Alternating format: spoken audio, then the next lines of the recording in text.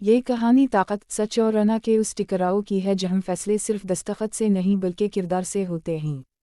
मरकज़ एक ऐसी दुनिया की तस्वीर पेश करता है जहां हर शख्स खुद को महवर समझता है, मगर असल मरकज़ वो बनता है जो मुश्किल वक्त में सच का साथ दे।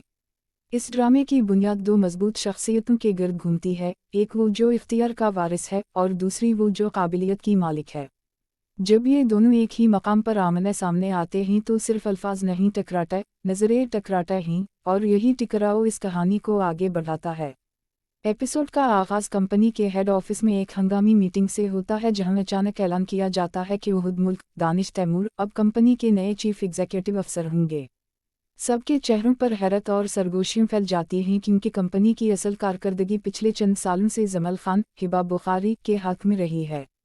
उहुद एतिमाद से भरा, मजबूत लहजे में अपनी पहली तकरीर करता है और वाज़ेह कर देता है कि अब हर फैसला इसके दस्तखत से होगा। उसी लम्हे जमल अपनी फ़ाइल बंद करके खड़ी होती है और निहायत प्रोफेशनल अंदाज में एक बड़े प्रोजेक्ट की खामियों की निशानदही करती है, जिसे उहुद ने बग़ैर मुकम्मल तहक़ीक़ के मंजूर किया था। बोर्ड रूम में खामोशी छा जाती है। ये पहला मौका है जब किसी ने नए चीफ एग्जीक्यूटिव अफसर को खुलेआम चैलेंज किया हो। उहुद इस मुखालफत को अपनी तौहीन समझता है जबकि जमल उसे कंपनी के मफाद का सवाल करार देती है।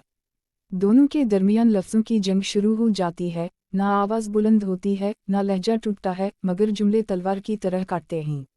उहुद फ़ौरन हुक्म देता है कि जमल की टीम की कारकर्दगी का ऑडिट किया जाए।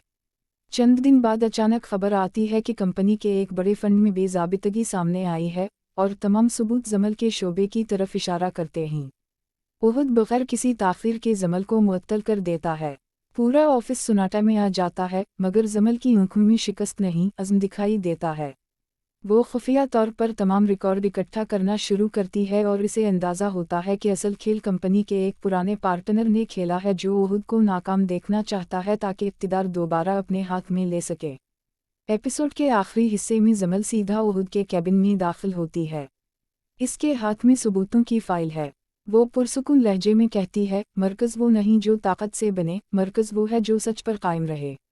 अगर आप वाकई इस कंपनी के लीडर हैं तो आज फैसला करके दिखाएं। उहुद पहली बार खामोश हो जाता है। इसके सामने दो रास्ते हैं, अपनी अना बचाना या सच कबूल करना। कैमरा उहुद के चेहरे पर रुक जाता है जब वो बोर्ड रूम की तरफ बढ़ता है। सब मुंतज़िर हैं कि वो क्या ऐलान करेगा। एपिसोड एक ज़ोरदार सस्पेंस पर ख़त्म होता है। क्या उहुद सच का साथ देगा या ताकत के खेल में शामिल हो जाएगा? यही सवाल मरकज़ को एक ऐसी कहानी बना देता है जिसका हर मोड़ नाज़रीन को अगली किस्त का इंतज़ार करने पर मजबूर कर देता है।